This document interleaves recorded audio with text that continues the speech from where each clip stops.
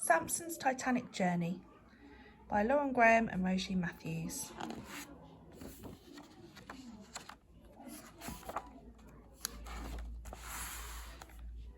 Samson was so excited. He had lived in the shipyard in Belfast since he was a baby mouse, but never before had as much fuss been made about a ship.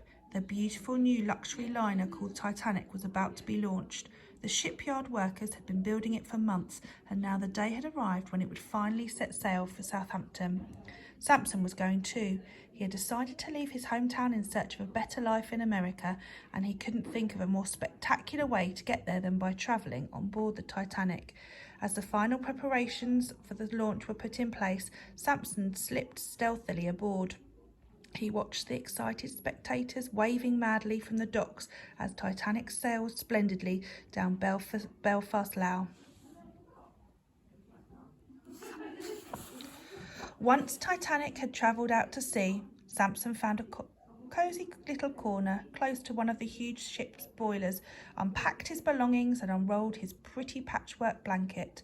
Snuggled securely in his new bed, he fell fast asleep. It didn't seem long before they reached Southampton. Again, there was a huge buzz of excitement as many passengers began to board the Titanic. Samson was no longer alone in the boiler room. Other rats and mice had arrived on board and began to settle down for the long journey to America. There were lots of noise and fuss, so Samson decided to go on to the deck to get some fresh air.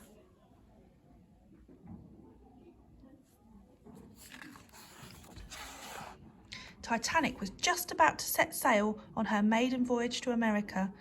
Hundreds of people had gathered to watch and wave. Fancy cars were being lifted on board, and ladies in beautiful bouncy bonnets were promenading along the decks.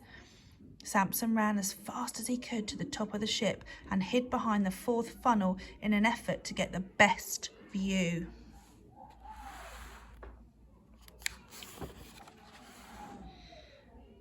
The ship's horn sounded and Titanic was on her way. She glided effortlessly through the glistening waves, and after 2 brief stops to pick up more passengers in France and Ireland, she journeyed across the Atlantic Ocean on her way to America. Now there was nothing more for Samson to do but to discover the Titanic herself.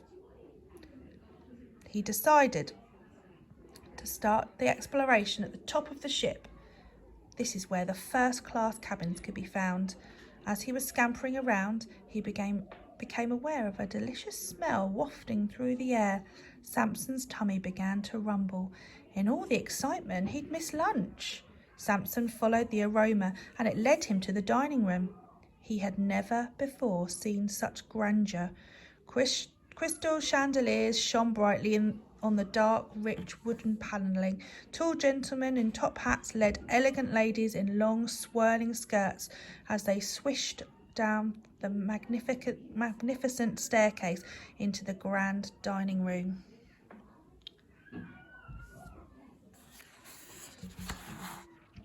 Crisp linen tablecloths were set with silver cutlery and sumptuous food. Samson's mouth began to water. He slipped unseen under the tables and nibbled leftovers and crumbs until his tummy ached, and then he climbed to the top of the staircase, hid inside the majestic clock, and drifted to sleep, listening to the sounds of the string quartet. A few days later, as Samson was relaxing in his bed in the boiler room, he heard some of the other rats and mice talking excitedly. They were planning to attend a party in the third-class section of the ship. Samson decided that he would join them. When he arrived, the party was in full swing.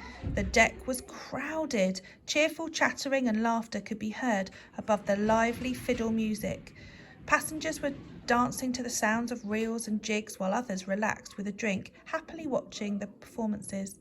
Samson soon found the other mice gathered together in a corner, and he too joined the fun.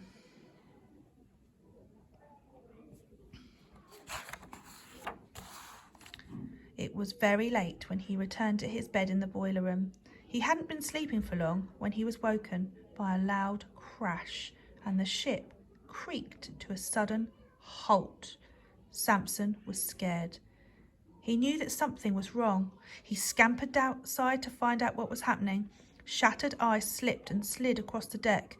Titanic had hit an iceberg. When he returned to the boiler room, Samson discovered to his dismay that it had already begun to fill with water. Titanic was sinking. Rats and mice were running to higher ground in an effort to escape. Samson followed them.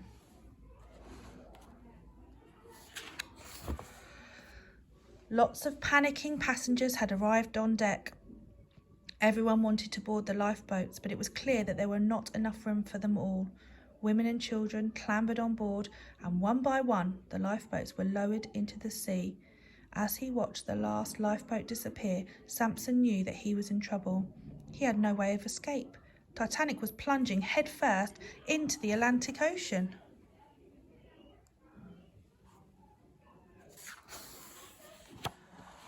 Samson was so frightened. He didn't want to end up like a drowned rat. He wrapped his tail quite tightly around the ship's railings and held on for all that he was worth.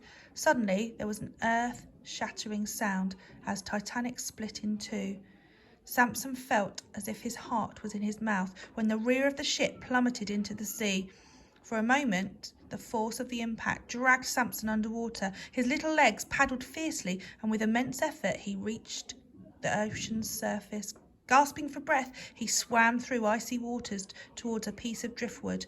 He lay on top, shivering with fear and cold, and listening to the screams and whistles of Titanic passengers as they pleaded for help. No one came, and it wasn't long before the panic was replaced by an eerie silence.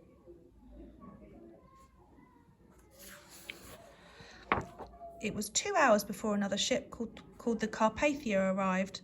By that time, it was too late for many of the passengers. Samson was one of the lucky ones. He used all of his energy to climb off the driftwood and onto the Carpathia. Confused and frightened, he hid between some old rope in the corner of the deck and stayed there for several days until the ship docked in New York. Unlike lots of others, he had been rescued and lived to tell his tale.